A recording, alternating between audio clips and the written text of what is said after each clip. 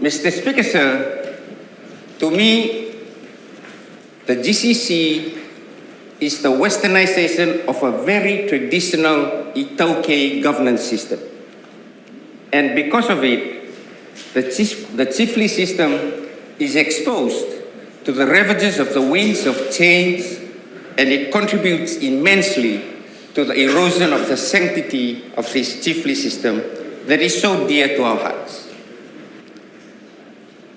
Because the decisions of the GCC is not final, contrary to the traditional way where it is final. According to the Act, the decisions of the GCC is presented to His Excellency the President. If a bill is required, it is first presented to a board, then to the Permanent Secretary, then to Cabinet, then to Parliament. In that process, sir, the bill may not pass. Again, their decision is not final.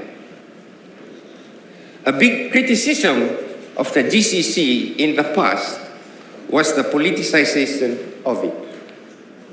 That is still relevant today. The GCC will always be politicized, and it cannot shield itself from it. The GCC will face its fair share of criticism